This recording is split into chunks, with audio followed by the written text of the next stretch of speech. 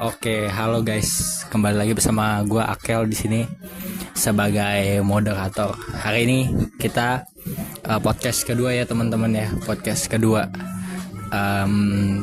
Bakal ada topik yang beda. Dan sebelum kita lanjut, kita ada orang baru nih. Ya, ada tamu spesial. Iya, tamu spesial. Siapa? Kenalin nih, siapa namanya lu? Dikenal apa aja nih? Oke. Halo semua, nama gue Ernest dan gue memang salah satu yang teman mereka juga sih. Jadi ya kita saling kenal kok, bukan orang asing guys. Oke, mungkin ada yang baru nonton di episode kedua. Gue bakal ngenalin dari ujung lagi, ujung paling ujung lah pokoknya, yang ujung depannya Ernest. Z, ada Z. Halo, samping Z ada Rehan. Rehan balik lagi, kemarin dia sempat absen sekali. Terus ada biasa Bang Devan. Terus ada gua, samping gua ada Airel. Oke, langsung aja mungkin ya biar nggak lama-lama. Hari ini kita bakal ngomongin seputar pendidikan yang ada di Indonesia. Kalau kita tahu pendidikan di Indonesia ini sangat banyak banget yang bermasalah ya. Salah satunya adalah pendidikan yang nggak merata. Itu terlalu berfokus pada kota-kota, sedangkan yang di pelosok-pelosok terabaikan.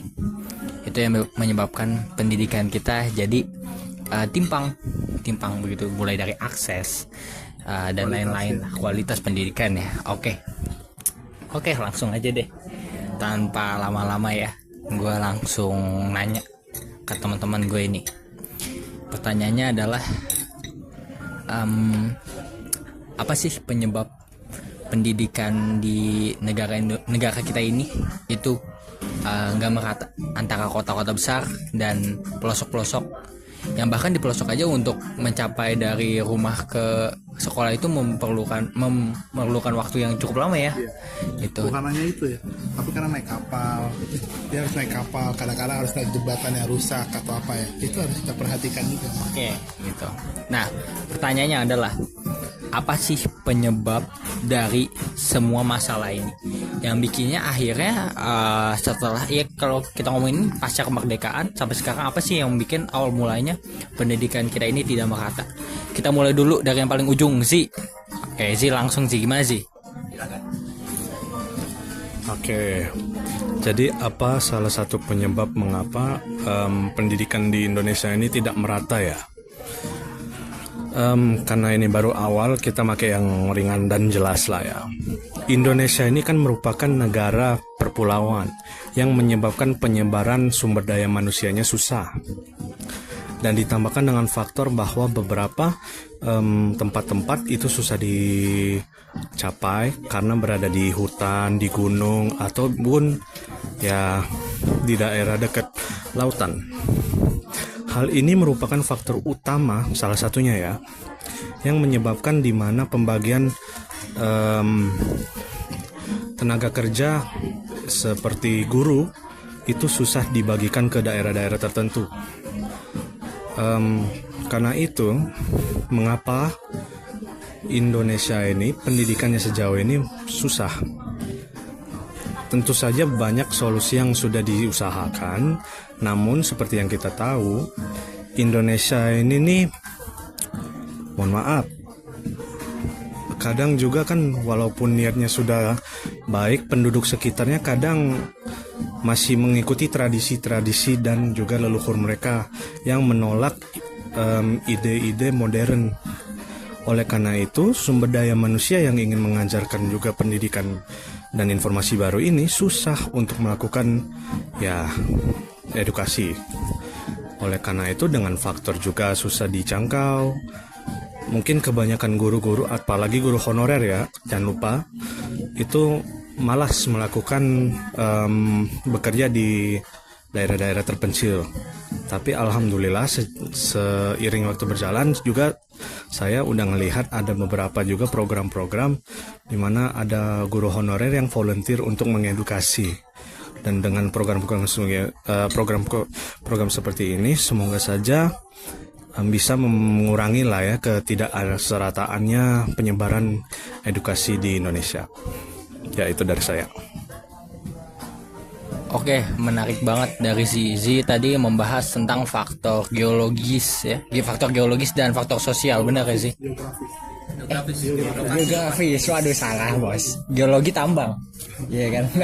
Maaf teman-teman, salah teman-teman. Biasa, pusing abis UTS. Gitu. Faktor geografi teman-teman dan faktor sosial, benar ya sih ya? Ini sangat menarik karena kita nggak bisa mengesampingkan lah faktor geografis dalam masalah pendidikan kita ini yang belum merata ya gitu. Oke, menarik banget. Selanjutnya langsung aja ke teman gua yang mana ya kita tunjuk deh karena oh ya teman-teman, karena Taiji udah ngebahas tentang geografis dan sosial, kalian nggak boleh mengemukakan pendapat yang sama ya, harus beda gitu. Kalau misalnya masih satu tipe tapi beda gitu. Nggak apa-apa kalau masih satu tipe tapi beda, nggak apa-apa. Oke, langsung aja yang dari tadi makan kentang terus, Airel. Gimana menurut Airel? Halo teman-teman. Ya jadi kalau menurut pendapat saya ya pendidikan di Indonesia itu banyak banget ya masalahnya ya. Ya tadi kalau misalnya tadi Sizi udah ngomong kan faktor geografis sama apalagi satu lagi sosiologis ya. Ya kalau dari saya sih lebih ke kesejahteraannya sih yang lebih saya tekankan, terutama guru di Indonesia itu kan masih banyak ya yang kurang sejahtera gitu hidupnya, dan guru-guru di Indonesia itu ya banyak yang bahkan gajinya itu masih lebih parah gitu, bahkan di bawah UMR itu juga banyak gitu. Bahkan untuk menjadi guru tetap saja itu sangat susah perjuangannya. Mungkin yang bisa fokuskan oleh pemerintah kita untuk kesejahteraan guru yang ada di Indonesia ya. Dan ya kayaknya itu saja sih kalau dari saya ya. Mungkin setelah ini bisa langsung dialihkan ke moderator kembali. Oke, berarti Airel bilang tentang faktor kesejahteraan ya. Ya. Berarti kesejahteraan para guru apa gimana, Airel? Ya, kesejahteraan guru. Oke. Kenapa kesejahteraan guru? Ya karena guru itu kan ibarat kata mereka ini calon pendidik generasi masa depan bangsa gitu. Kalau kesejahteraannya aja nggak diperhatiin, gimana guru-guru itu bisa mendidik generasi bangsa ini dengan baik gitu. Kayak banyak guru yang bahkan mereka aja tuh masih suka kurang fokus gitu dalam mendidik murid-murid yang ada di Indonesia, karena kadang-kadang di rumah itu masih harus segala mikirin cicilan ataupun biaya rumah yang belum terselesaikan gitu. Jadi itu sih kalau dari Oke, Airel, berarti emang tidak terjaminnya kesejahteraan guru itu salah siapa sih? ya banyak hal sih ya, cuman di sini kalau dari gue nggak mau kayak terlalu nyalahin pemerintah ya. Mungkin kita sebagai masyarakat ya yang tentunya peduli terhadap pendidikan, yang nggak semestinya kita harus selalu berharap gitu terhadap pemerintah. Ya berharap boleh, bahkan kita pun juga harus saling mengingatkan gitu ya. Cuman ya selain daripada itu banyak hal lah yang bisa kita lakukan untuk bisa ngebantu kesejahteraan guru tanpa harus terlalu bergantung pada pemerintah. Oke, berarti menurut Airel ya ini keseimbangan ya?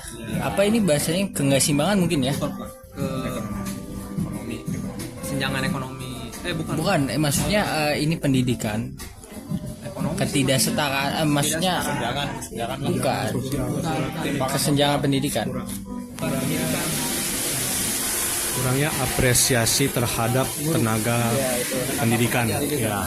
Itu. Oke. Ya, sorry. Thank you ya, Zik. Udah dibenarkan. Ya. Berarti menurut Airel penyebabnya salah satu faktornya adalah pemerintah. Oke, akan kita bahas tentang pemerintah lebih lanjut ya. Langsung aja kita ke Devan yang dari tadi makan terus. Gimana, Dev? Berminyak. Iya. Kalau gua ya,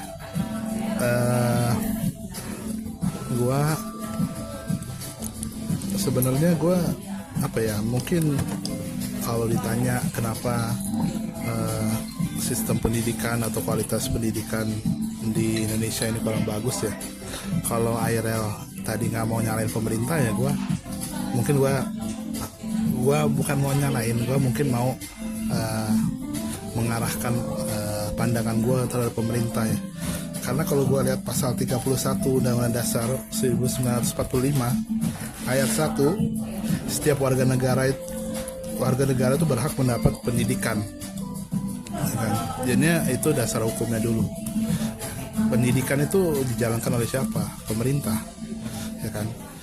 Memang ada swasta juga di situ, tapi lebih banyak sektor yang mengurusi itu kan lebih banyak di pemerintah ya.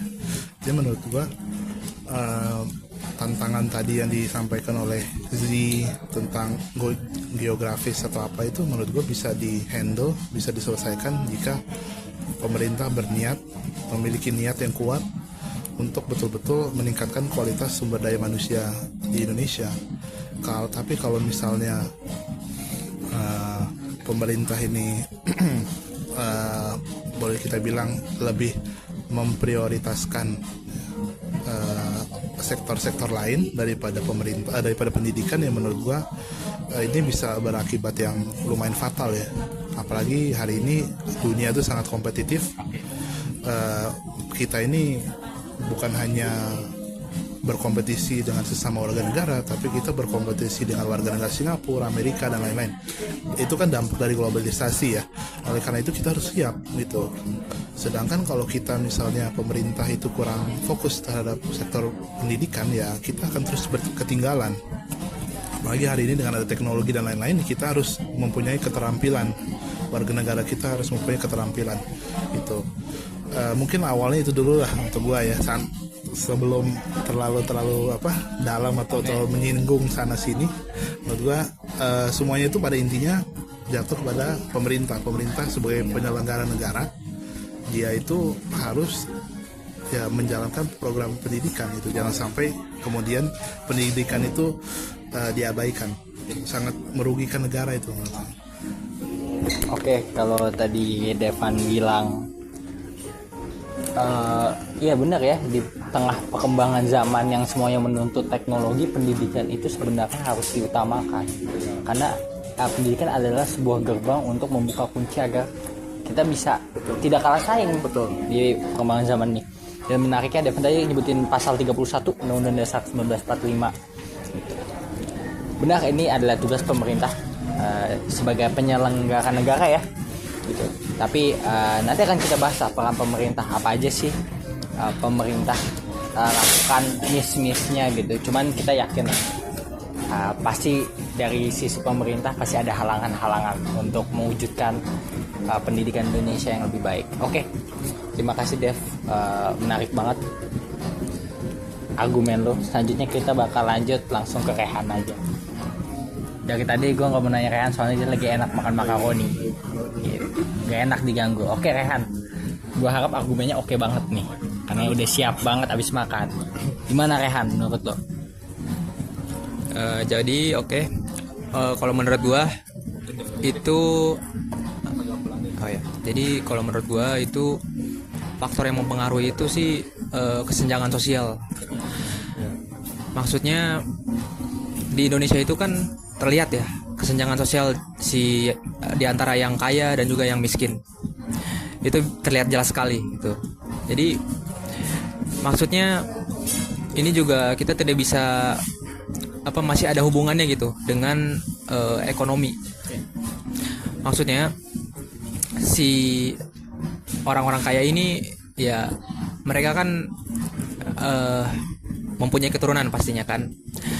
Mereka pasti menyekolahkan anak-anak mereka itu kan ke sekolah-sekolah yang terbaik dong. Nah, sementara orang-orang yang kekurangan itu mereka sebenarnya ada juga yang punya potensi, tetapi kan kurang di finansial gitu. Jadinya ya kesenjangan gitu terlihat sekali gitu. Mungkin itu aja sih dari gua, simple ya. Oke, gue nggak kecewa sih sama pendapat kan. Oke lah, kesenjangan sosial ya.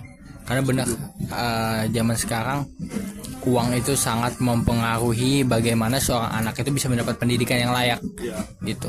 Bukan dilihat berdasarkan kualitas, tapi berdasarkan uang. Gitu. Dan nanti akan kita bahas nih lebih dalam nih, gitu. Seberapa kuat sih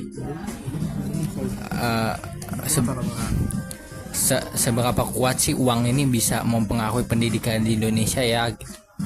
Ini sebuah masalah nanti akan kita bahas lebih dalam. Oke, selanjutnya langsung aja ke orang terakhir, Ernest, sebagai tamu spesial. Menurut lo apa sih masalah, gue ulangin ya pertanyaannya, masalah dari ketidakmerataan pendidikan yang ada di Indonesia? Apa sih menurut lo, Nas? Oke, tapi sebelumnya gue mau disclaimer dulu ya. Ini gue kadang orangnya agak blunder, jadi kalau misalkan gue agak kelewat batas, ingetin ya. Oke, jadi Oke, jadi kalau menurut gue kan ada banyak nih kalian ngasih tahu apa aja fotonya kan. Tapi kalau dari gue, salah satu hal yang sebenarnya jadi faktor utamanya itu salah satunya mungkin bagaimana setiap individu itu menerima pendidikan yang sudah diberikan. Karena kan memang kita di Indonesia ini kan banyak generasi kan, dan setiap generasi itu biasanya tuh cara pendidikan beda-beda. Bahkan jadi cara mereka untuk menerima pendidikan beda-beda. Jadi ada yang zaman dulu yang memang pakai kekerasan, sama zaman sekarang yang sebenarnya itu memang agak bahasa kasarnya agak dicemenin, jadi nggak terlalu kasar. Iya. Dan itu sebenarnya kembali lagi, pendidikan itu kan bukan cuma soal kemampuan pikirannya, tapi juga kemampuan mental dan juga kemampuan seseorang untuk beretika. Bagaimana mereka dilatih untuk beretika dengan baik. Biasanya yang gue tahu, kalau orang itu pikirannya udah nggak suka sama satu hal, itu biasanya mereka jadi kayak ogah-ogahan gitu kan. Makanya jadinya seberapa cepat mereka menyerap pendidikan yang ada itu jadi agak lambat gitu. Jadi mungkin menurut gue gitu.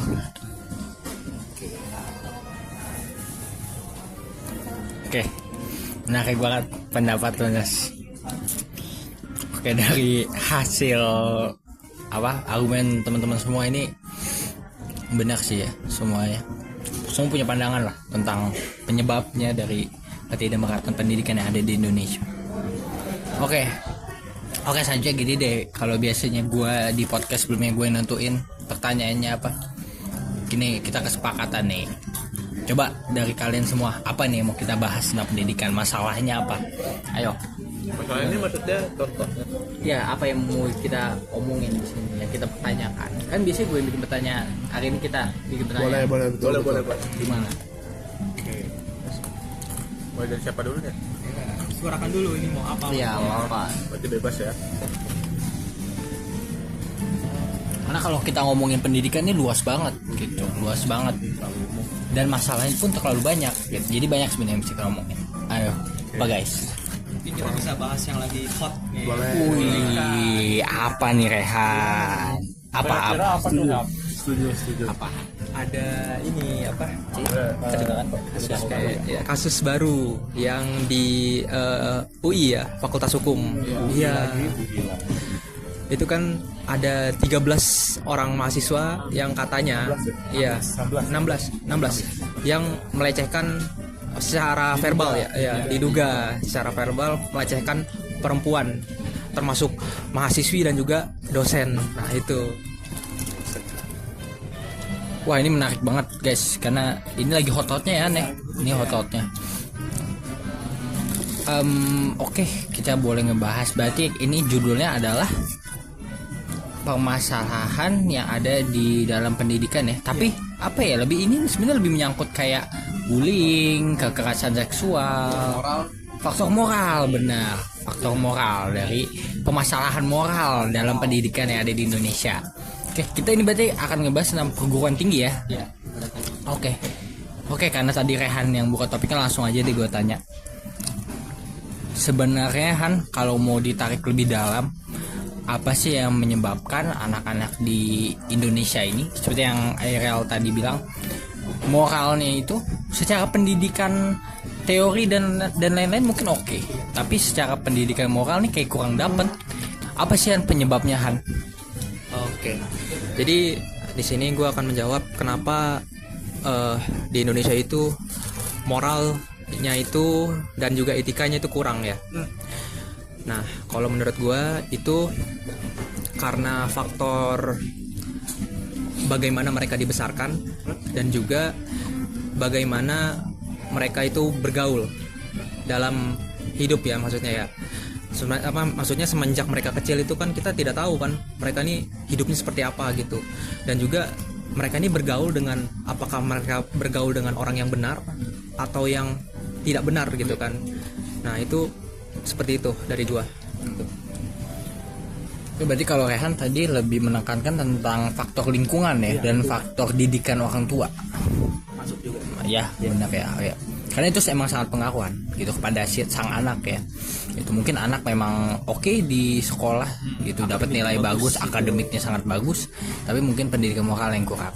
Oke, selanjutnya gue mau langsung ke Ernest, karena Ernest nih dia selalu ngikutin berita-berita hot lah gitu. Gue penasaran banget dari Ernest. Gimana Nas menurut lo nih, apa sih penyebabnya, apa sih Nas? Ini mau dibahas dulu nih, karena kan ini mau dibahas penyebab kenapa mereka melakukan itu, atau kenapa itu mereka berani sebar, atau gimana nih? Oke, kalau tadi Rehan udah ngebahas tentang penyebab ya, akarnya lah.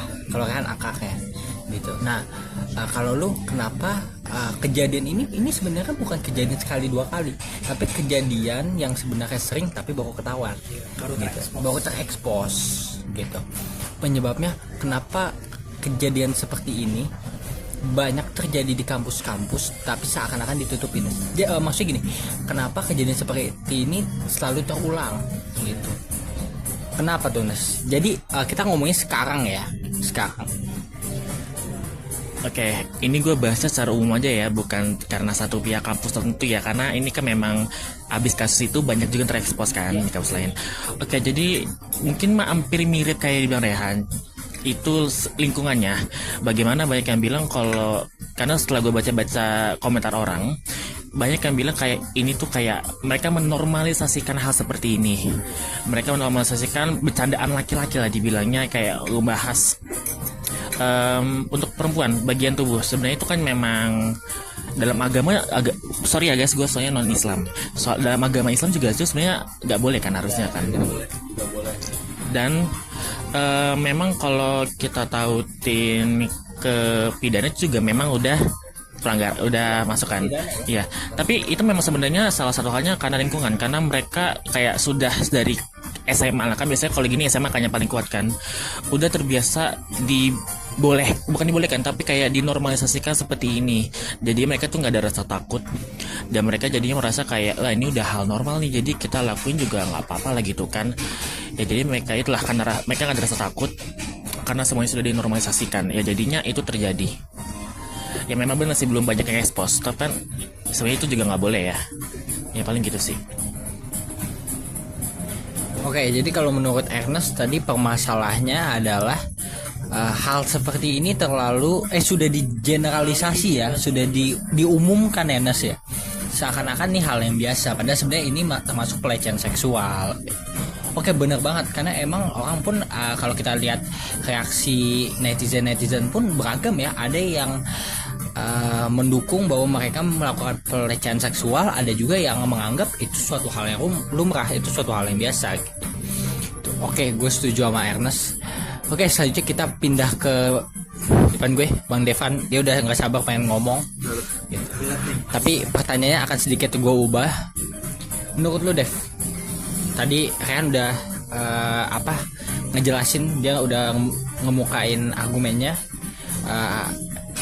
akarnya ya, akar penyebab kenapa sih moral apa ya siswa di Indonesia agak ya gitulah karena sudah ngebahas kejadiannya sekarang, mengapa kejadian tersebut terus berulang.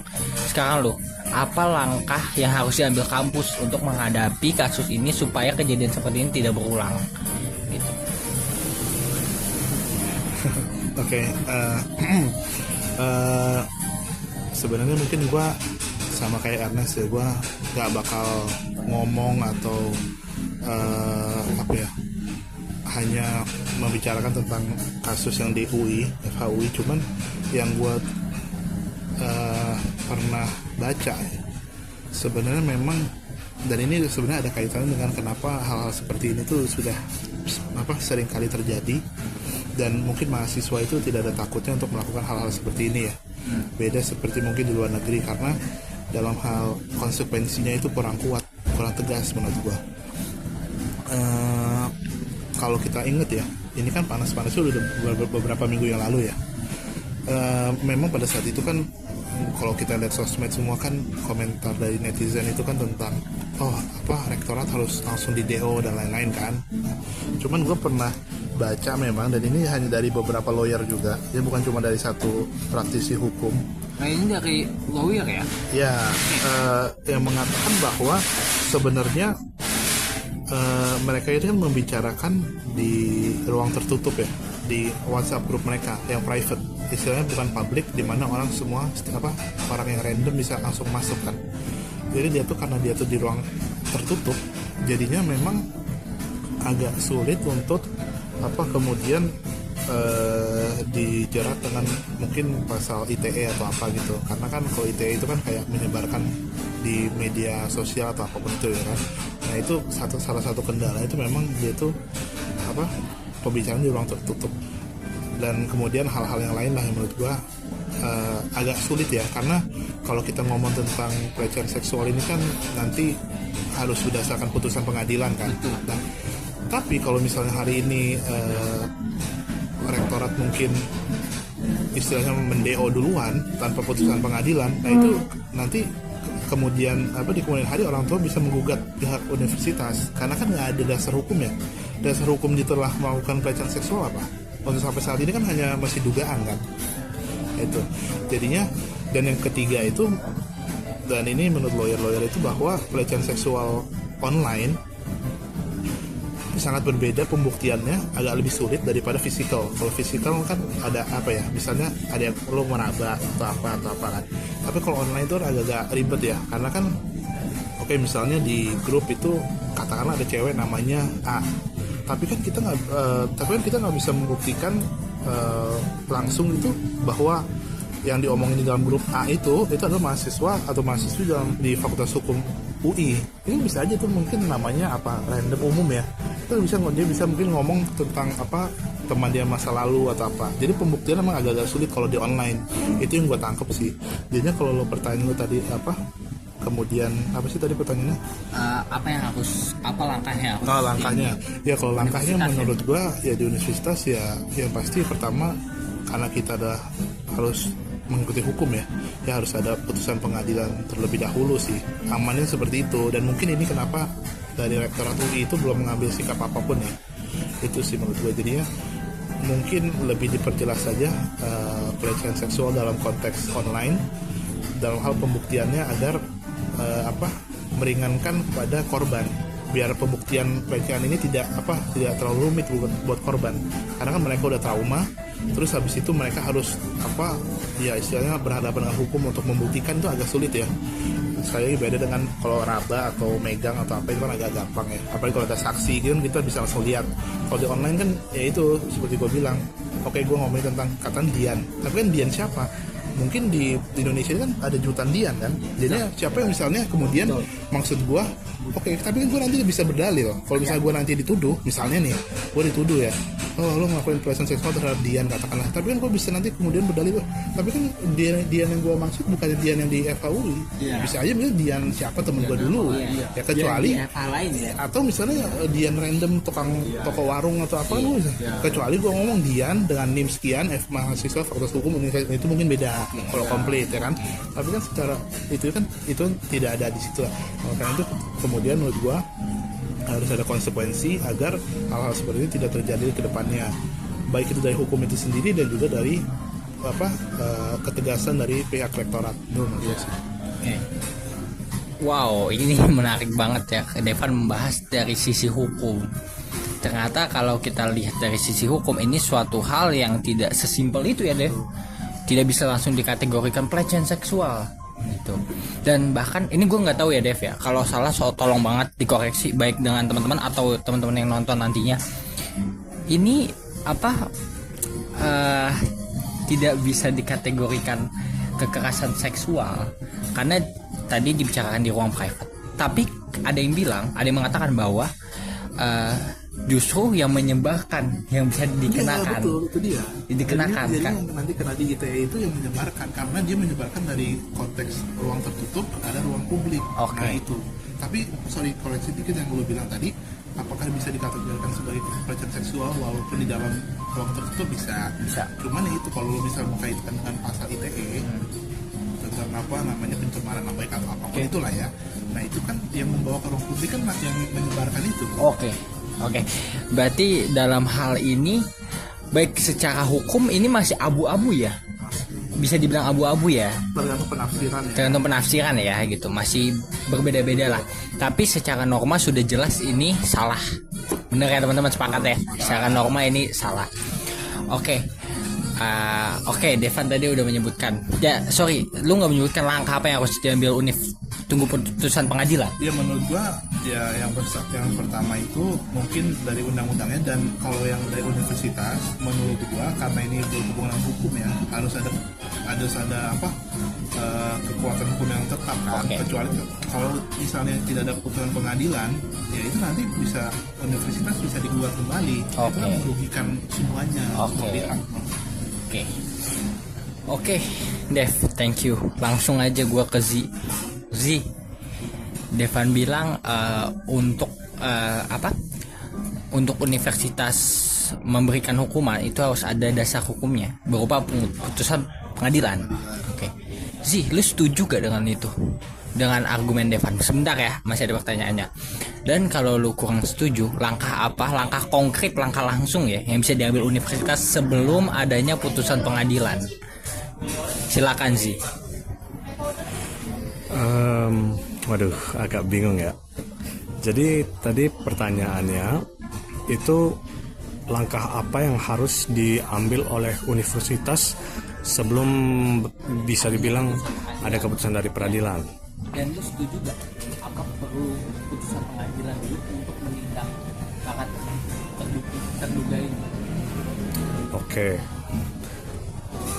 Menurut gua sebelum ada langkah ini, maksud dari ada keputusan dari peradilan ini dalam konteks sudah ketahuan dan sudah dilaporkan atau Ya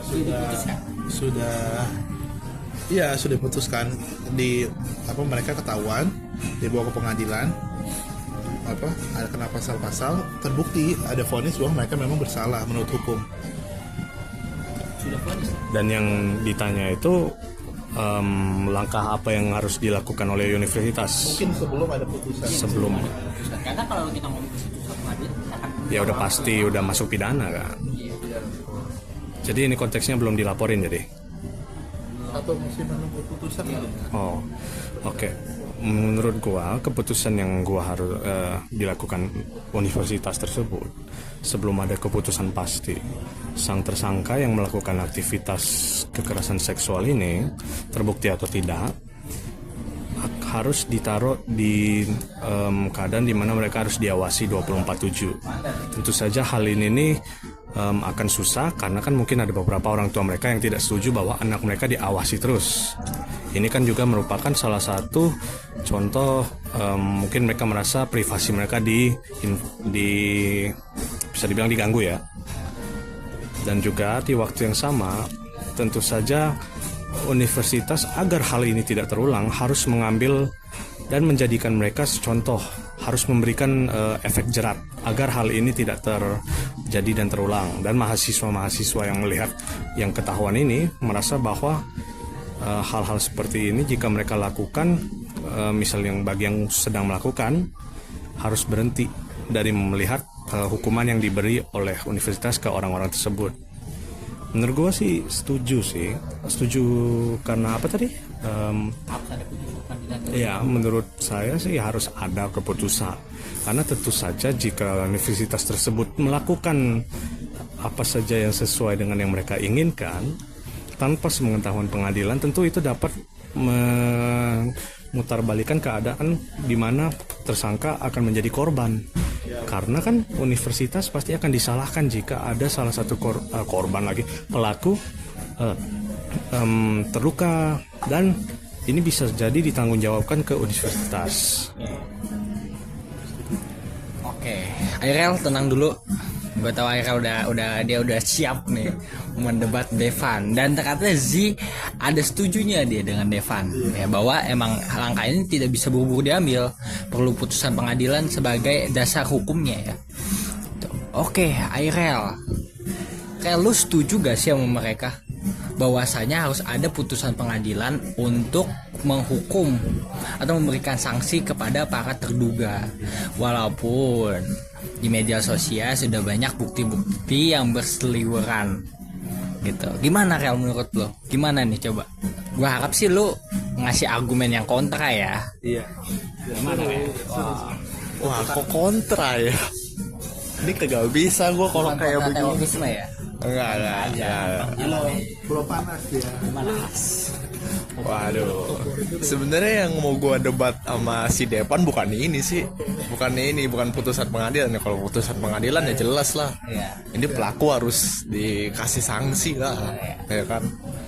Nih yang mau gue debat sama Depan ini, gue sebenarnya ada pernyataan si Depan yang pengen gue tanyain dulu nih. Oke. Nah, tadi kan lu bilang nih ini gimana sih?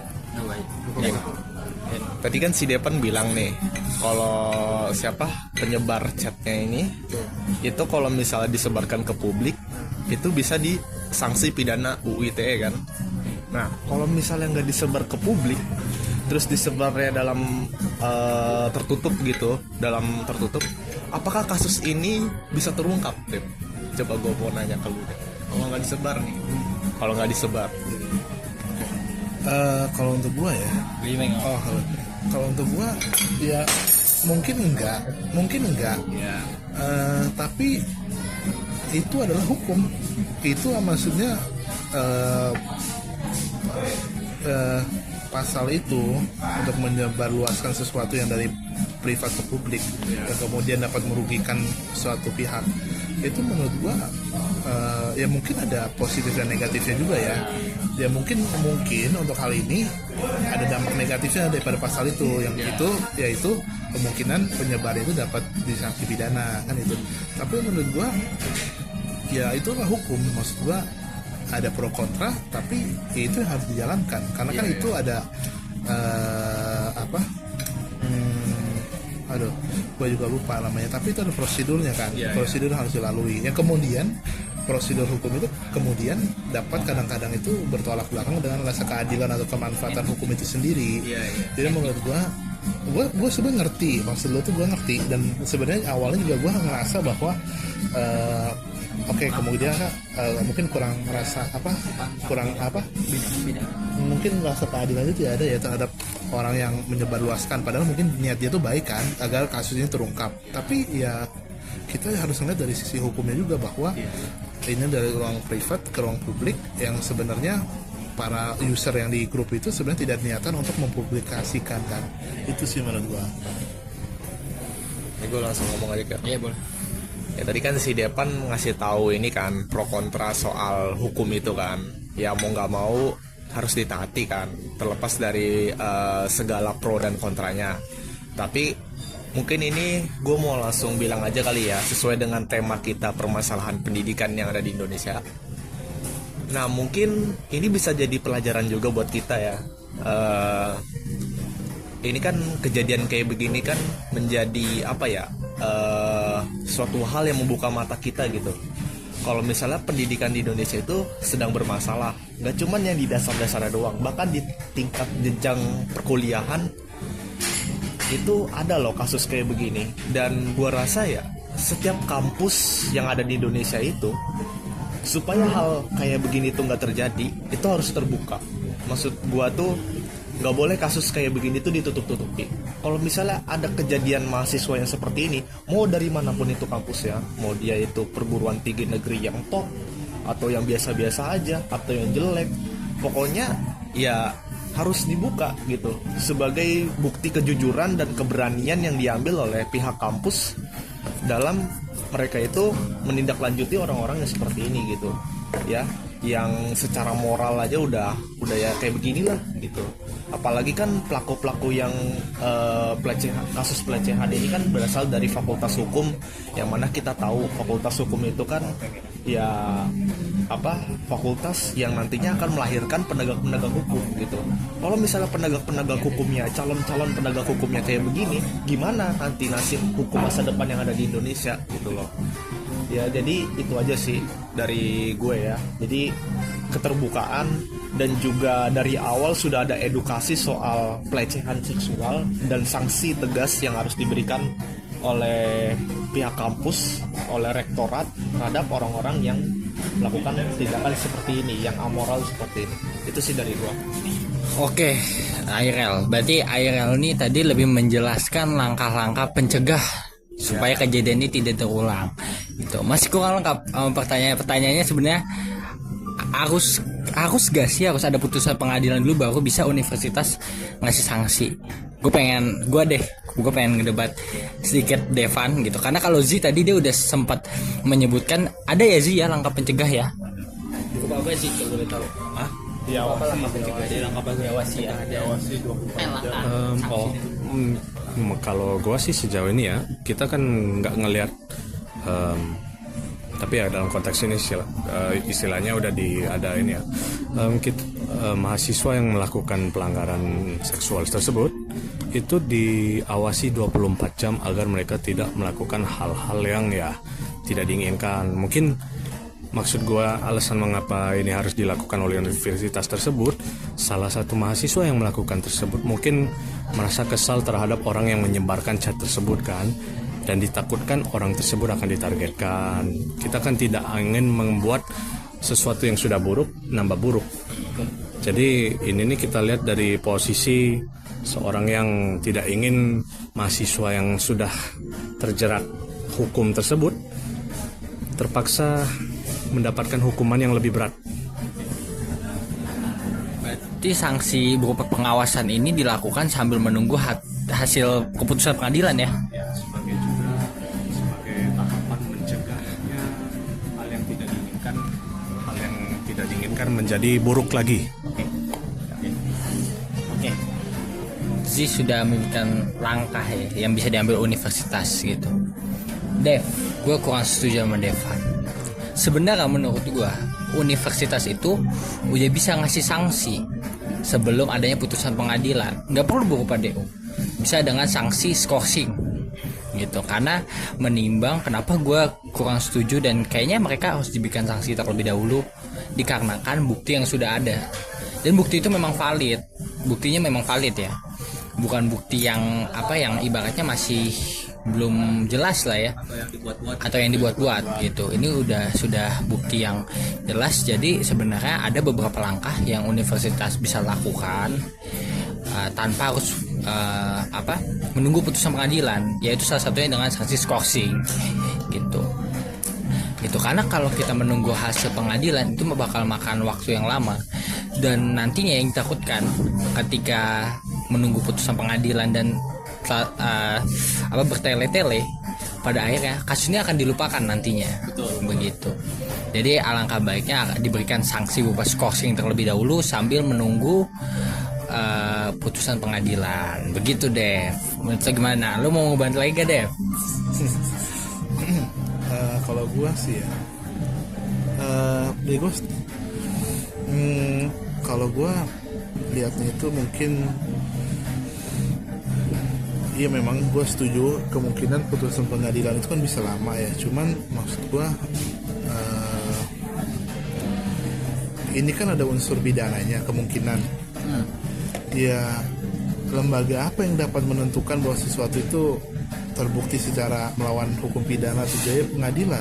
Dia kalau misalnya ada skorsing atau apapun itu, dasarnya atau apa? Berdasarkan apa? Kan biasanya ada tuh kan kita kalau di surat berdasarkan sekian atau menimbang sekian, maka kemudian atau siapapun itu ya di DO atau apalah ya. Kalau misalnya ya gue sebenarnya gue setuju perspektif gue, tapi gue mungkin kalau gue menempatkan diri sebagai mahasiswa di situ ya, gue bisa bilang, no, oke, lu dasar lu mendeo gue atau menskorsing gue apa? Maksudnya lu dengan lu diskorsing atau mendeo gue, lu udah pasti satu merusak kemungkinan gue masuk pekerjaan yang layak lah, katakanlah, ya kan? Pasti IPK atau apapun juga anjlok, dan pasti udah ada notice lah ya bahwa oke lah ada cacat dan lain-lain. Dasarnya itu apa? Bahwa lu bisa atau rektorat itu menskorsing gue atau mendeo gue. Kalau lo misalnya bilang oke, ada dugaan ini pelecehan, oke, tapi siapa yang mengadili, siapa yang memutuskan, ada kekuatan hukum nggak di situ? Nah, itu masuk logika hukum kan, maksudnya siapa coba, ya kan? Sedangkan kita negara hukum, ya yang berwenang untuk memutuskan sesuatu atau enggak itu melawan hukum atau enggak, pengadilan. Ya ini ada atau putusan pengadilan atau enggak. Tapi gue ngerti putusan lo, cuman gue kalau sebagai mahasiswa di situ, ya itu bakal menjadi argumen gue, gitu kan.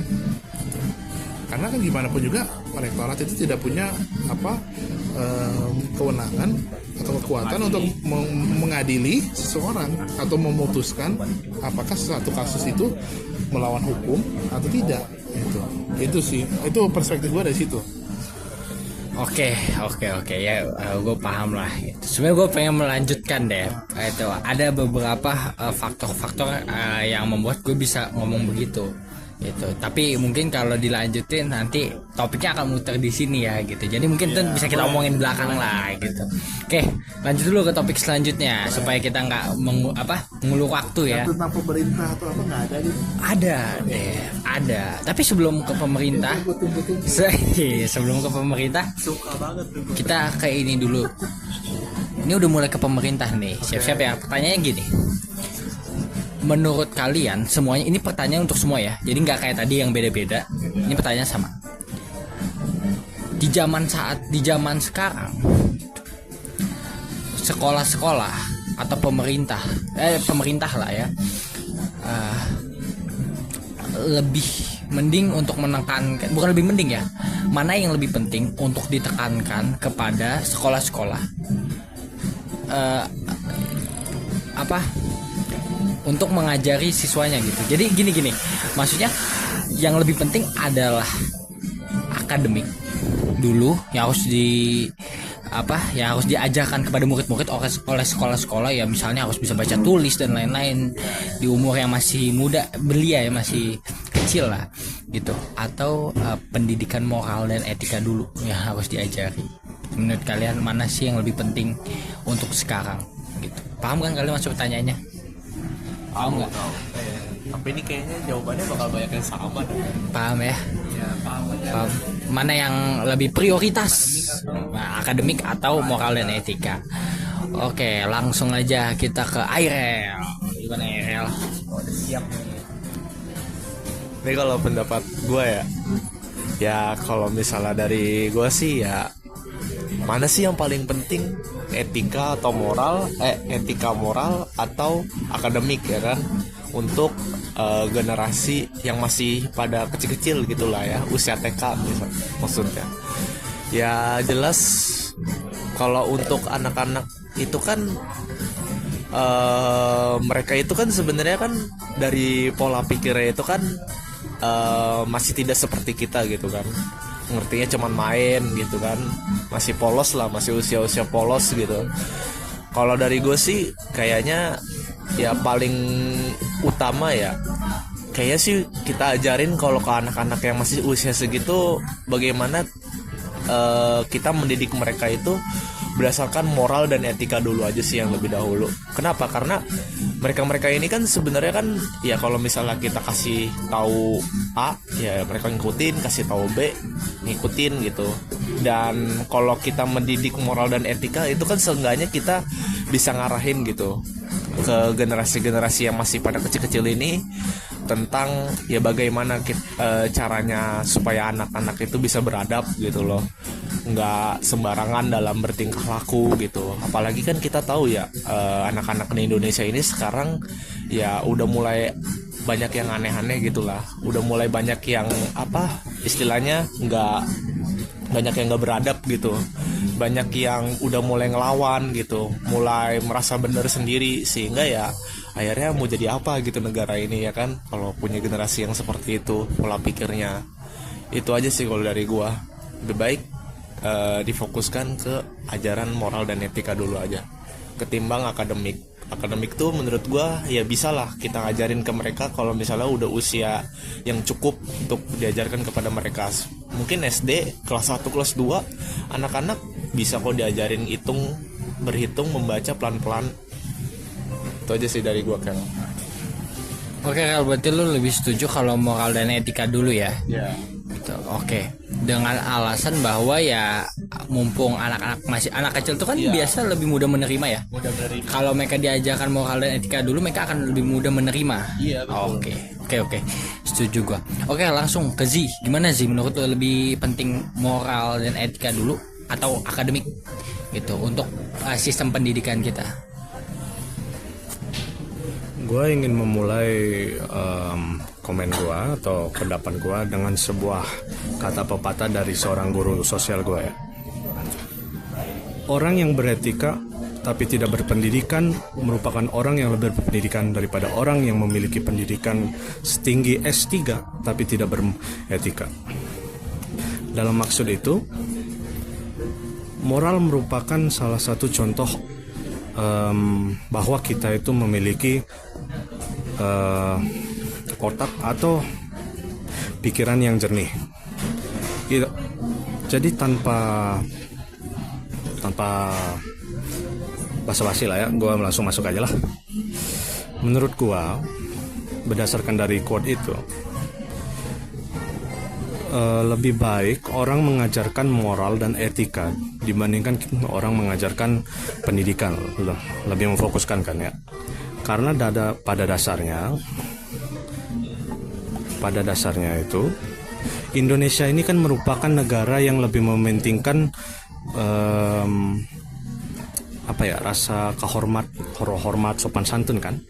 Itu merupakan budaya kita, dari leluhur kita, dari nenek kakek kita, dari orang tua kita. Oleh karena itu budaya ini wajib dilestarikan. Dan itulah mengapa menurut saya sekolah atau TK lebih baik mengajarkan moral dan etika dibandingkan mengajarkan mereka hal-hal yang berkaitan dengan pendidikan. Karena gini, anak-anak pada masa kecil itu lebih mudah mengerti emosi dan sikap dibandingkan misal aljabar atau ABCDEFG, nomor-nomor gitu. Jadi dengan mengajarkan moral dan etika, generasi yang akan mendatang untuk Indonesia ini akan lebih mudah mengikuti peraturan, dan juga dengan mengikuti peraturan dan budaya yang diajarkan itu mereka lebih mudah diatur lah ya, bisa dibilang. Bukan, dan sudah ada buktinya juga, seperti negara-negara yang maju kayak Jepang.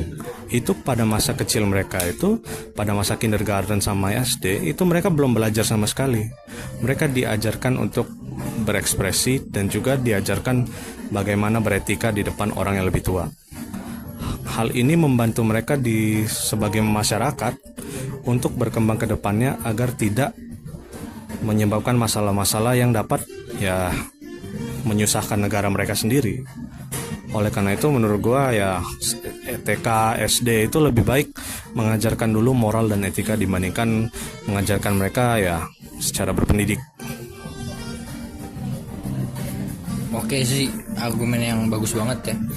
Benar, karena kalau anak-anak sudah diajarkan moral dan etika, otomatis anak-anak akan lebih mudah ya dalam memahami akademik. Jadi udah kayak tersambung benang merah lah, gitu, yang saling berkaitan. Oke, selanjutnya Han, menurut lu gimana Han? Oke, jadi menurut pendapat gue ya, gue lebih memilih moral dan etika.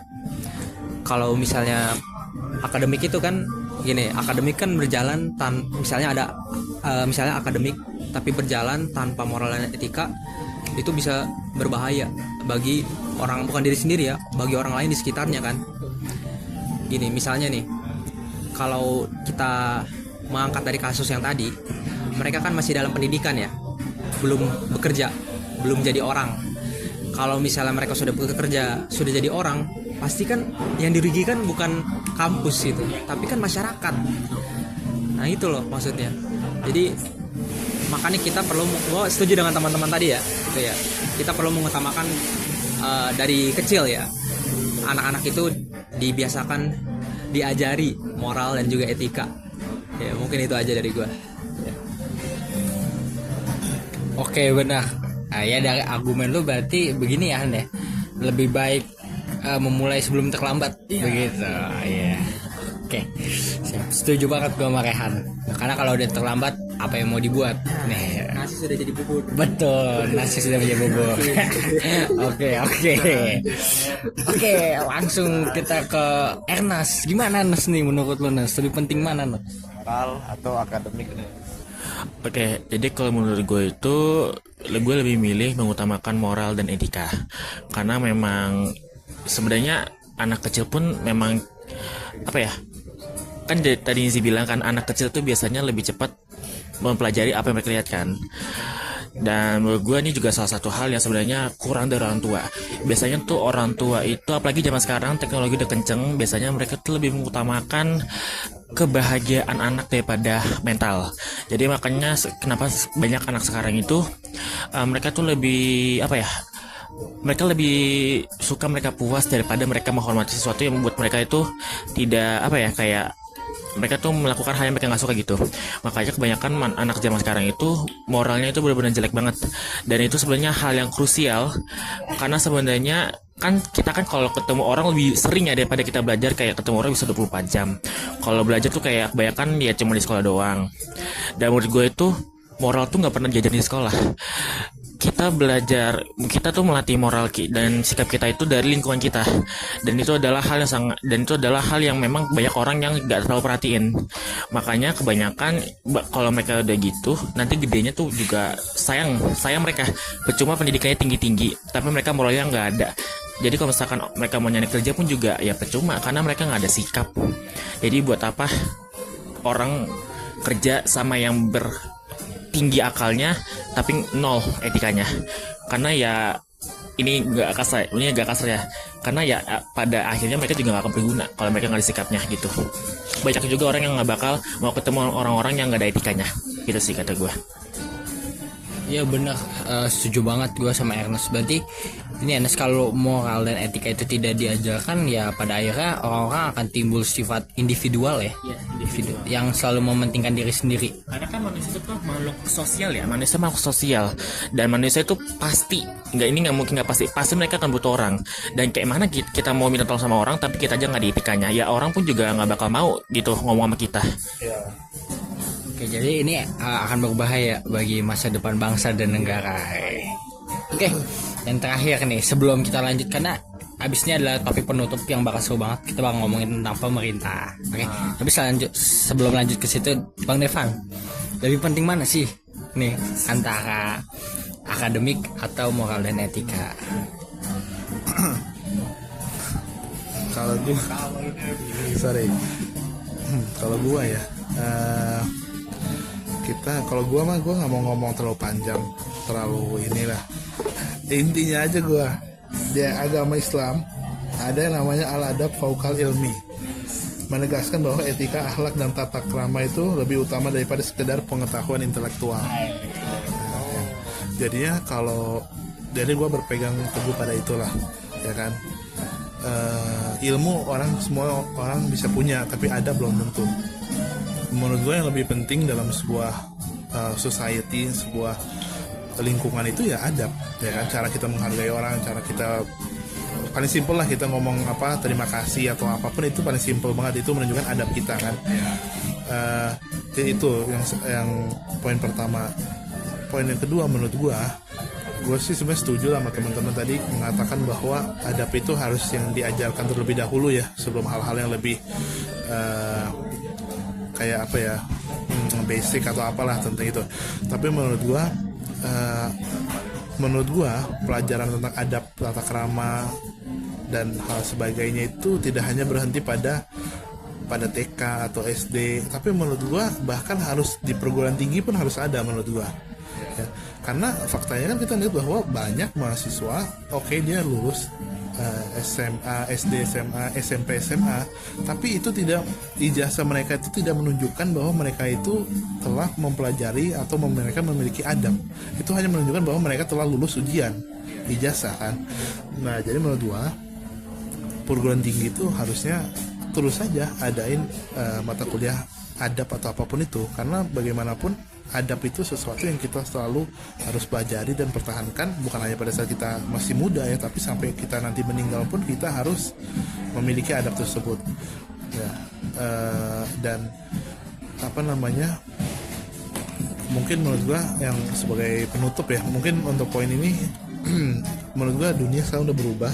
Mungkin 20-30 tahun yang lalu semua orang itu, bukan, gua nggak boleh bilang ini ya, tapi semacam kayak mengabaikan adab lah. Minimal lo kalau punya duit, lo punya ilmu pengetahuan, oke lah, lo dinormalisasikan untuk mempunyai adab yang buruk. Mungkin 20-30 tahun yang lalu ya. Tapi sekarang ya dengan perkembangan zaman dan lain-lain, menurut gua banyaklah sekarang orang itu yang mengedepankan adab ya kan. Dan ya dengan kita punya adab itu, konflik-konflik atau isu-isu yang ada dalam masyarakat itu menurut gue bisa betul-betul kita prevent dulu ya, sebelum itu terjadi. Itu bisa kita cegah terlebih dahulu lah menurut gue. Itu sih. Oke, Dev, setuju banget. Apalagi di awal tuh yang lu bilang, Islam juga mengajarkan etika dan moral dulu ya sebelum kita mempelajari tentang ilmu pengetahuan, atau di sisi lain di sini kita sebut akademik ya. Itu bahkan gue yakin selain Islam pun agama-agama yang lain semuanya sama. Semua agama selalu mengajarkan tentang etika dan moral itu di atas segalanya lah. Karena dasarnya manusia harus diajarkan itu dulu gitu. Oke, teman-teman, makasih banyak ya argumen-argumennya. Oke, kita masuk ke sesi terakhir, sesi yang paling seru. Gue tau lah udah pada nggak sabar kan kalau ngomongin pemerintah. Oke, pemerintah ya, pemerintah. Langsung aja deh, langkah apa yang harus diambil pemerintah untuk memajukan pendidikan kita? Satu, agar tidak tertinggal tentunya dengan negara lain. Kedua, agar pendidikan kita lebih merata gitu. Jadi semua rakyat Indonesia, semua anak-anak yang di Indonesia punya hak pendidikan yang sama. Langsung aja dari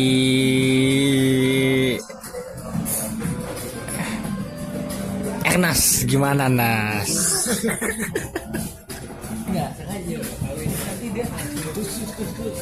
Mati gue. Tadi apa? Sorry. Tadi pertanyaannya apa? Agar pendidikan Tidak tertinggal. dari persaingan yang ada di dunia. Iya. Pendidikan kita tidak tertinggal.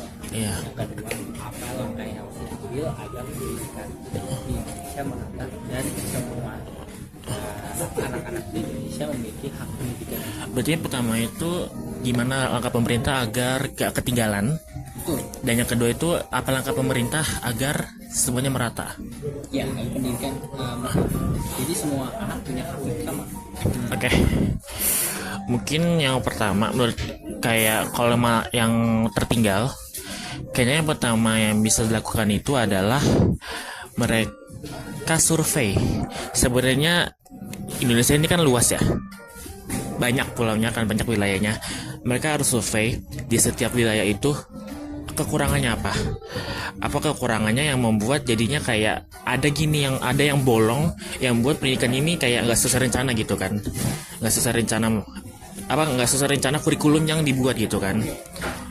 Karena kan memang sebenarnya kurikulum ini menurut gue aja ya, kurikulum itu dirubah karena ada perkembangan zaman kan, ada perkembangan zaman, ada beberapa faktor yang membuat mereka ini mau tidak mau harus dirubah kan. Dan ini harus dicek dulu apakah di suatu wilayah itu ada suatu kekurangan atau halangan yang membuat apa yang sudah direncanakan ini jadinya nggak terrealisasikan dengan baik, jadinya agak ketinggal. Nah yang kedua, ya masalah pemerataan itu sepertinya ya ini sama cari tahu apa yang sebenarnya buat ini jadi tidak rata, apakah karena kualitas budayanya kah, apakah karena kekurangan sarana prasarananya kah, dan apakah karena kurangnya dukungan orang tua agar setiap anak itu mendapat pendidikan. Karena memang dari yang gue pernah baca, memang ada beberapa orang tua yang lebih memilih anaknya untuk bekerja daripada pendidikan. Jadi mereka lebih mengutamakan anaknya untuk lebih baik dapat pendidikan itu dari pengalaman daripada pendidikan. Jadi lebih baik praktek daripada materi gitu loh. Mungkin kayak gitu aja dari gue. Oke, Ernest, menarik banget, terjawab semua ya pertanyaannya. Itu betul banget. Banyak juga orang itu yang masih menganggap pendidikan itu kayak seperti membuang-buang waktu ya, Ernest ya. Mending anak ini disuruh kerja, dapat uang dan belajar dari pengalaman aja gitu. Karena ujung-ujungnya mereka mikirnya ya pendidikan itu untuk mendapatkan pekerjaan kan gitu. Oke. Terima kasih banyak Ernest. Lanjut nih, kita ke Z. Gimana sih menurut lo sih? Kayak gue ulang ya pertanyaannya ya. Langkah apa yang harus diambil pemerintah agar pendidikan di Indonesia ini tidak tertinggal? Oke, dari negara-negara lain ya. Kan ini persaingan. Pendidikan ini kan persaingan antar negara juga kan. Gitu. Nah, pertanyaan kedua, langkah apa yang harus diambil pemerintah Indonesia agar pendidikan di Indonesia itu merata, supaya semua anak-anak di Indonesia memiliki hak-hak pendidikan yang sama gitu. Jadi tidak timpang antara misalnya di kota dan di desa begitu. Oke, itu pertanyaannya. Zi, mau mikir dulu apa kita langsung? Oke Zi, gimana sih? Kira mati. Oke. Jadi dua pertanyaan itu gue sambung aja ya. Jadi pertanyaan pertama itu langkah apa yang harus diambil pemerintah untuk agar pendidikannya rata ya? Agar pendidikan di Indonesia itu merata, tidak tertinggal. Oke, pertama yang kita perhatiin ini kan balik lagi ke topik yang kita awal bahas yang gue udah singgung. Pemerintah harus melakukan upaya untuk agar akses daerah tertentu itu bisa dimudah diakses lah ya, agar para tenaga pendidikan mudah melakukan ekspedisi atau perjalanan untuk ke daerah-daerah tersebut, karena kan ini merupakan hal yang paling menjadi faktor utama tidak meratanya pendidikan di Indonesia. Hal yang kedua itu tentu saja kita tidak bisa melepaskan pendidikan dari budaya. Kita harus mengimplementasikan program di mana pendidikan ini harus mudah dan bakal diterima oleh masyarakat yang mementingkan budaya dibandingkan pendidikan luar ya kan. Oleh karena itu pemerintah harus memikirkan cara di mana agar budaya-budaya masyarakat tersebut tidak bakal terganggu dengan pendidikan atau informasi-informasi yang diterima oleh generasi selanjutnya ini. Dan yang terkait dengan pertanyaan kedua itu apa tadi? Langkah apa yang pemerintah agar pendidikan kita tidak tertinggal? Oke. Menurut gua, izin ya Pak Prabowo tidak menyinggung. Lebih baik kita lebih mementingkan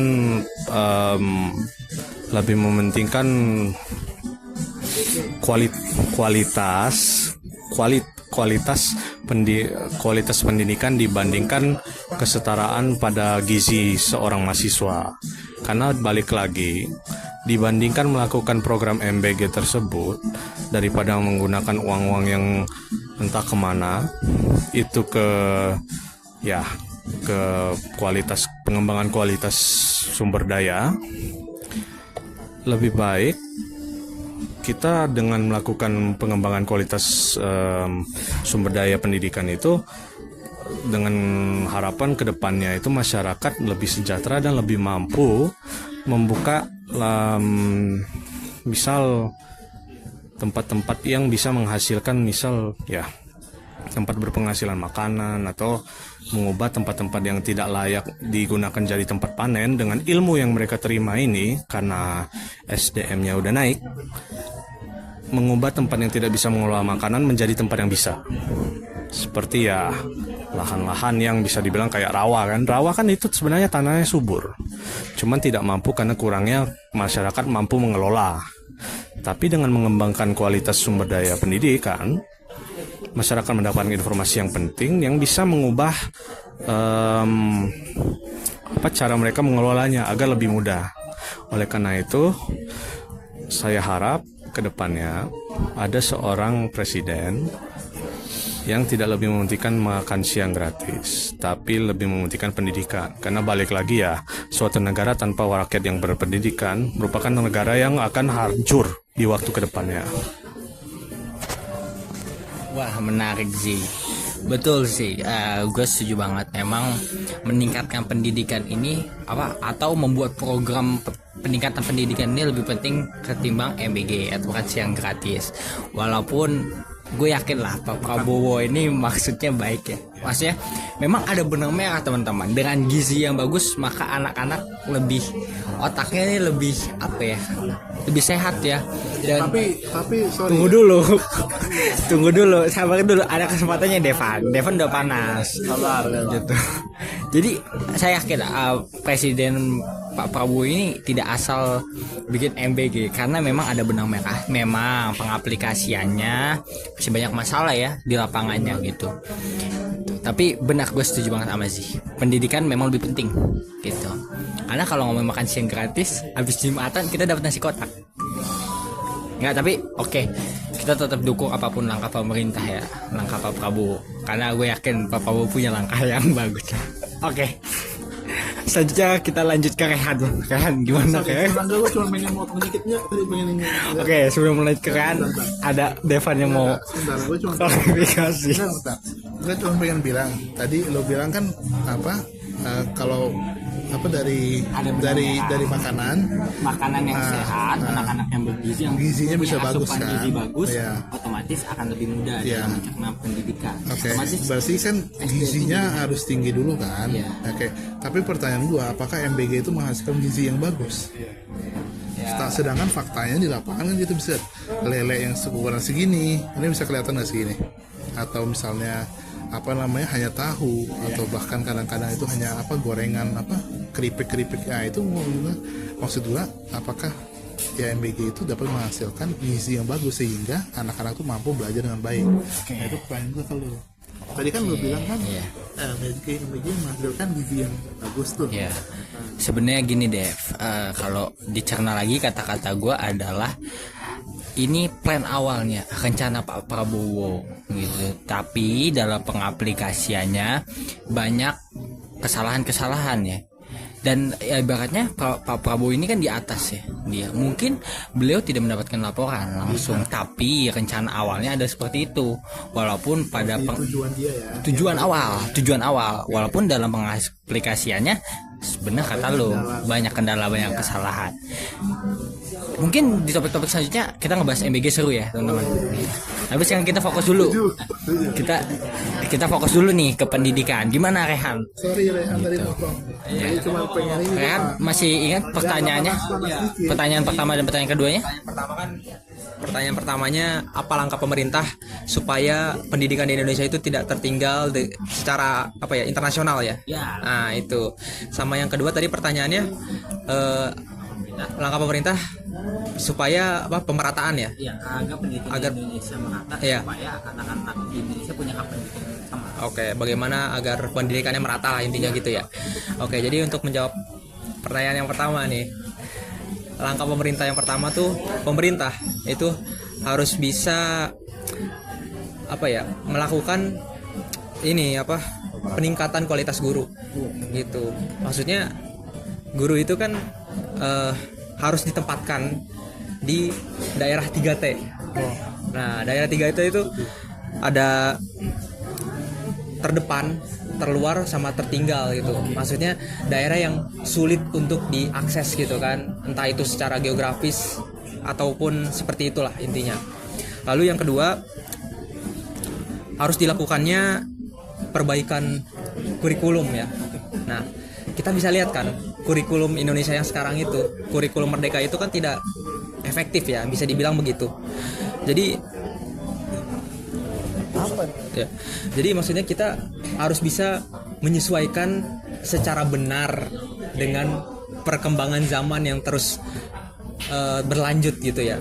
Sama ya mungkin ini terakhir, peningkatan sarana dan juga prasarana.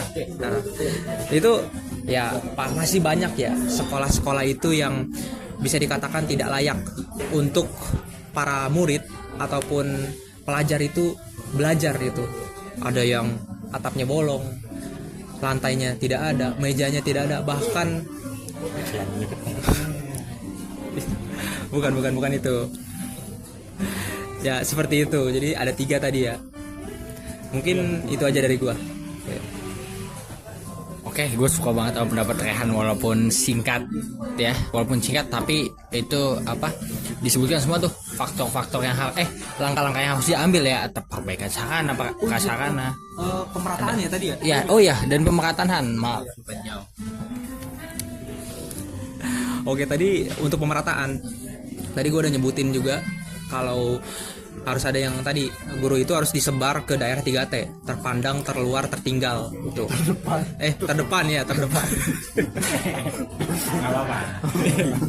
Ya itu terdepan, terluar, tertinggal. Nah itu sama. Nah selain itu agar merata nih, kan ada orang-orang yang masih kekurangan ya secara finansial. Biasanya pemerintah akan memberikan dana BOS kepada sekolah dan juga KIP ya, Kartu Indonesia Pintar. Tapi kan ada saja yang mengakali ya. Betul. Nah itu mengakali padahal mereka orang mampu ternyata memakai KIP gitu. Ada juga yang membutuhkan tapi mereka tidak dapat KIP tersebut. Nah itu sama ya, mungkin itu saja sih ya. Ya, sebelum balik berarti dana BOS yang diberikan, langkah-langkah yang diambil pemerintah ini dalam pengaplikasiannya kurang efektif ya? Iya benar gitu. Kadang salah sasaran apa gimana? Iya, nah untuk dana BOS biasanya ada sekolah kan yang menyalahgunakan dana BOS tersebut untuk kepentingan pribadi gitu kan. Jadi walaupun dana BOS-nya besar, kalau misalnya kita lihat secara langsung gitu, fasilitasnya tidak sesuai dengan dana BOS yang diberikan gitu ya. Itu mungkin dari gua. Berarti ini di sini bukan sepenuhnya kesalahan pemerintah ya. Pemerintah sudah memberikan langkah, maksud dengan memberikan dana BOS, tapi mungkin karena kurangnya pengawasan ya Han ya. Kurangnya pengawasan akhirnya dana BOS ini atau bantuan-bantuan lainnya disalahgunakan. Oke, setuju banget gua sama Rehan ya. Harusnya itu melakukan pengawasan. Oke. Siapa Han yang harusnya melakukan pengawasan kata Devan? Mungkin harus Iya Han. Ya berarti perlunya ada ini ya, pengawasan benar, pengawasan yang diberikan pemerintah untuk memastikan agar dana-dana yang dikucurkan pemerintah ini tepat sasaran dan digunakan secara efektif ya, dan tidak ada penyalahgunaan dana ya. Betul, gue setuju banget. Oke, makasih banyak Rehan, walaupun singkat tapi ini jelas, padat. Ibaratnya kalau jawaban jelas, padat, apa lagi? Singkat padat jelas. Benar. SPJ, singkat padat jelas gitu. Oke, selanjutnya kita gue mau lanjut ke 2 teman gue, Airel dan Devan. Tapi karena dari tadi Devan masih teralihkan fokusnya oleh MBG, oleh Gizi MBG, maka gue pengen lanjut dulu ke Airel. Airel, masih inget gak pertanyaannya Rel? Apa Rel? Coba pertanyaannya apa Rel? Langkah pemerintah supaya pendidikan merata dan tidak kalah saing kan? Itu pertanyaan kedua Rel. Yang pertama kan? Pemerataan. Bukan. Pertanyaan pertama, langkah apa yang harus diambil pemerintah agar pendidikan kita tidak tertinggal oleh negara-negara lain? Ya. Gitu. Pertanyaan kedua, apa langkah yang harus diambil pemerintah agar pendidikan di Indonesia merata, supaya semua anak-anak di Indonesia memiliki hak pendidikan yang sama? Gitu. Mau dipikir-pikir dulu atau udah siap? kayaknya kalau yang merata itu udah kejawab sama Ya si- semuanya punya pertanyaan yang sama harus menjawab. Tapi mungkin nggak boleh sama persis ya jawabannya ya. Iya benar. Waduh, gua Gimana? agak bingung nih Oke. kalau pemerataan nih. Tapi Oke. kalau langkah supaya tidak kalah saya mungkin gue bisa jawab. Apa mau ke Devan dulu sambil lu mikirin? Oke. Kalau gitu kan Tadi MBG. Devan, udah paham pertanyaannya kan? Iya, Udah, oke. Mau langsung jawab? boleh. Oke, Dev. Gimana, Dev? Oke. Tapi sebelum itu, gue mau ke Rehan dulu sebentar. Sebenarnya gue pengen nanya, untuk pengawasan itu menurut lu siapa yang harus mengawasi? Silakan. Oke, jadi menurut gua pengawasan itu bukan dilakukan oleh pemerintah, bukan dilakukan oleh pihak sekolah, tapi harus adanya sebuah institusi independen yang terkhususkan untuk mengawasi penyaluran dana dari pemerintah ke sekolah. Itu. Kenapa? Oke. Ya. Oke. BPN berarti ya? Badan Pendidikan Oh iya, Nasional Badan Pendidikan itu atau BDPN? yang menurut gue Badan iya. Badan Dana Pendidikan Nasional. Ya, pokoknya harus ada badan sendiri ya. Oke. Nah, maksudnya kalau gimana, Dev? gua ya, menurut gua Indonesia ini udah punya terlalu banyak badan. Ya. Badan itu sama dengan anggaran yang keluar, anggaran yang seharusnya dipakai untuk hal-hal yang lebih penting menurut gua. Oke, menurut gua kalau Rehan mengatakan badan, menurut gua legislatif aja. Legislatif kita kan emang harus mengawasi kebijakan pemerintah. Itu yang pertama ya. Tapi gua tetap terimalah itu dari Rehan kan. Oke. Kalau gue sih yang pertama itu gue sih setuju sama Rehan, banyak lah yang setuju, seperti apa peningkatan kualitas guru di 3T ya, pemerataan dan kurikulum tadi ya. Ya, gue sih sebenarnya sama lah pengen terhadap apa terkait dengan kurikulum ya. Menurut gua kurikulum itu harus betul-betul ditetapkan oleh pemerintah pusat ya, yaitu kepalanya kan presiden ya. Presiden harus menentukan pendidikan kita tuh ke depannya mau seperti apa. Kalau jangan sampai misalnya ganti-ganti menteri, ganti-ganti kurikulum. Jadi kurikulum itu berdasarkan menterinya gitu ya. Jadinya menurut gua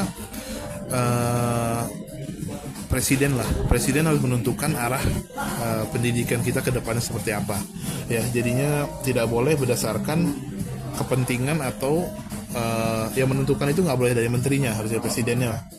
Itu yang pertama. Yang kedua, menurut gua kita tuh mungkin harus melihatnya tuh dari ini. Kalau gua tuh sebenarnya satu hal yang gua apresiasi ya dalam mungkin pemerintahan Prabowo ya, itu bahwa anggaran kita di APBN 2026 itu terbesar sepanjang sejarah Republik Indonesia.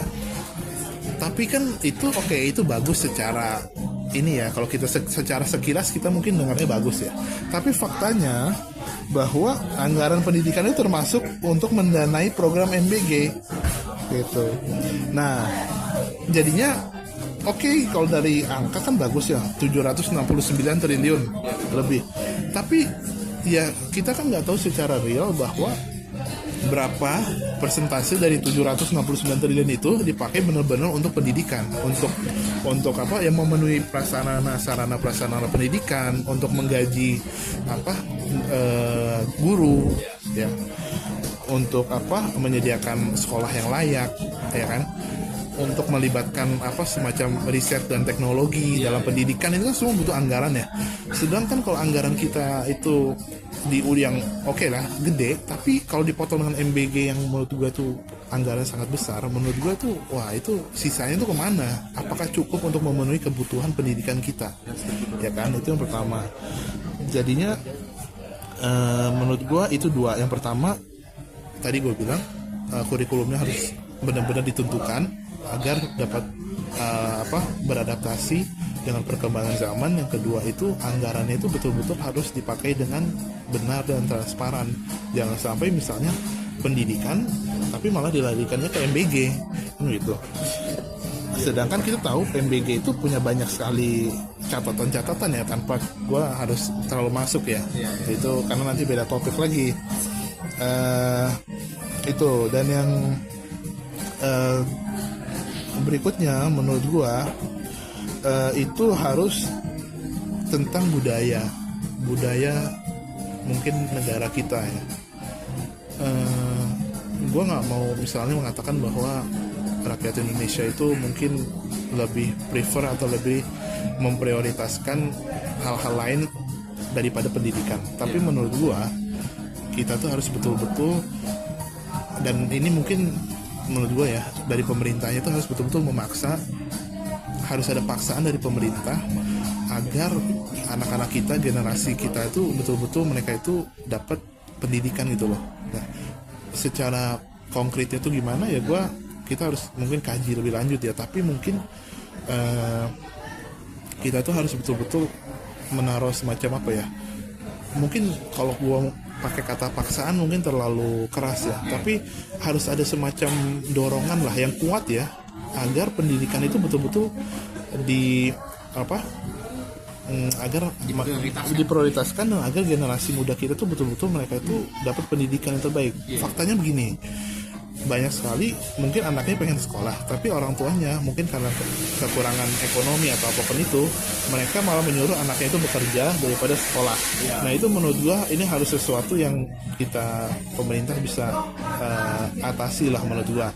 Apa mungkin misalnya dengan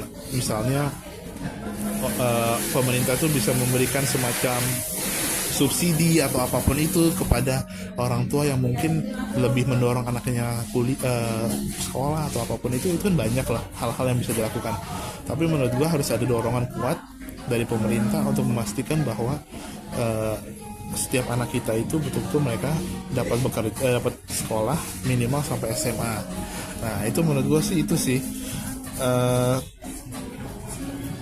Dan ya menurut gua poin terakhir betul-betul harus ada niatan kuat dari pemerintah agar pendidikan kita ini dapat betul-betul berkembang. Kalau cuma sekedar narasi di pidato atau di apapun itu ya gua kira semua orang bisa lah ya, tapi nyata real konkretnya itu di mana? Real konkret itu kan di lapangan.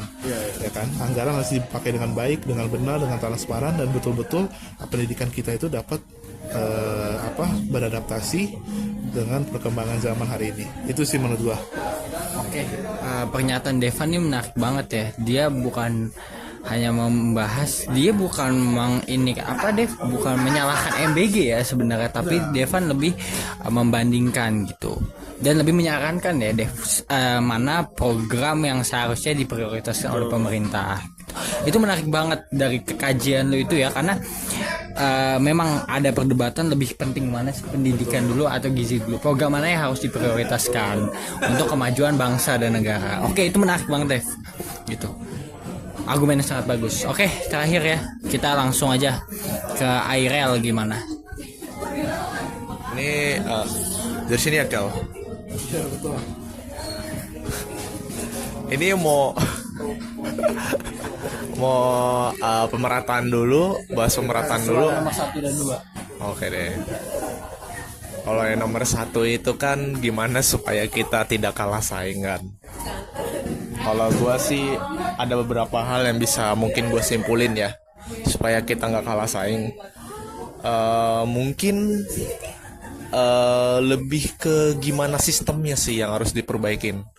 Karena kan sistem pendidikan di Indonesia sama negara-negara luar itu kan tentunya berbeda kan.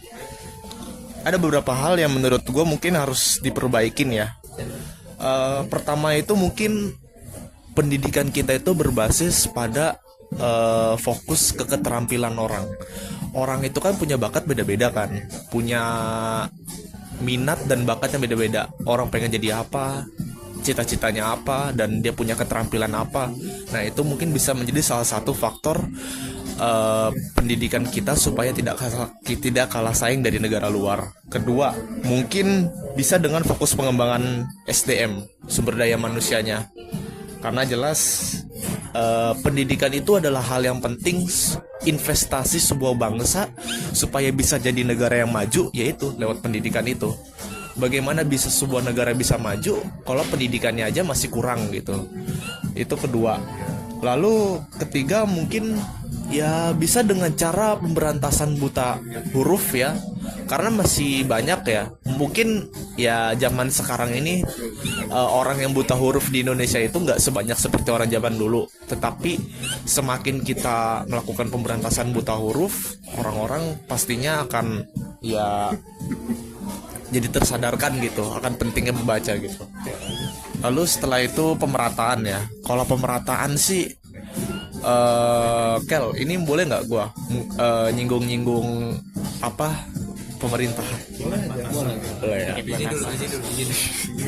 Izin nih Pak Prabowo nih. Jadi kan calon presiden 2024 lawan Anda itu kan pernah, ya gue sebut aja lah ya, Pak Anies itu kan pernah melakukan sebuah program yang bagus banget sebelum menjabat sebagai gubernur. Kan beliau itu kan seorang tenaga pengajar. Beliau itu punya kalau nggak salah program Indonesia Mengajar deh, ya kan, Indonesia Mengajar. Nah, Indonesia Mengajar ini kenapa gue bilang program yang bagus banget ketimbang program MBG ya? Karena Indonesia Mengajar ini mengumpulkan kumpulan mahasiswa-mahasiswa terbaik yang dia itu pintar di kampus untuk dia itu bisa mengajar di daerah terpelosok. Itu bagus banget kalau menurut saya ya Pak ya. Terus kedua, mungkin Bapak juga bisa mencontoh program perpustakaan keliling. Perpustakaan keliling seperti yang dilakukan seperti zaman SBY. Perpustakaan keliling ini jadi program yang mana ada perpustakaan keliling yang dia itu memberikan layanan untuk membaca kepada anak-anak gitu. Terserah mau bukunya apa, yang penting anak-anak itu sedari awal sudah diterbiasakan untuk membaca. Lalu ketiga, terakhir, kita tentu tahu ya Pak ya, ini kan zaman sudah semakin modern gitu, sudah semakin canggih. Mungkin bisa dengan cara program digital e-learning. Karena apa? Karena kan ya pendidikan itu kan nggak selamanya itu diakses melalui buku-buku saja kan, tetapi juga kita dengan membaca melalui sumber-sumber internet dan tentunya yang valid itu juga bisa menjadi salah satu faktor untuk meningkatkan literasi masyarakat Indonesia. Itu aja sih. Oke, ARL ini argumentasi yang luar biasa dari ARL, karena dia bukan hanya menyebutkan langkahnya ya, tapi dia juga menyebutkan contohnya seperti apa sih langkah yang harus diambil dengan memberikan perumpamaan langsung gitu. Ini sangat bagus ARL ya. Dan walaupun tadi ada membandingkan dengan programnya Pak Anies, mungkin itu bisa jadi kombinasi yang baik gitu. Yang bisa diambil Pak Prabowo gitu ya. Mereka berkombinasi di bidang pendidikan, itu suatu hal yang bagus begitu. Oke teman-teman, mungkin kita udah sampai di ujung podcast. Hampir udah ya Bapak Ji, 1,5 jam lebih ya. 1,5 jam lebih lah. Hampir 2. Oke, hampir 1,5 jam ya. Oke, teman-teman, makasih banyak ya buat hari ini udah ngomongin argumennya. Semoga argumen-argumen kalian bisa jadi pertimbangan untuk pemerintah dan untuk rakyat juga gitu. Baik teman-teman, ya kita tetap berharap ya dan berdoa semoga negara kita, sistem pendidikan di negara kita bisa jadi lebih baik dan terus membaik, gitu, bahkan bisa menjadi yang terbaik ya. Gitu ya teman-teman. Oke, gue mewakili teman-teman di sini, mohon maaf apabila kita ada salah kata gitu, dan tolong boleh kalau misalnya ada saran ya, masukan kritik ya. Oke, masukan dan kritik kita akan terima dengan baik, karena suatu hal yang besar dimulai dari kritikan Anda. Oke teman-teman, sampai jumpa di episode kita selanjutnya. Oke, gua Akel sebagai moderator pamit undur diri. Dah guys.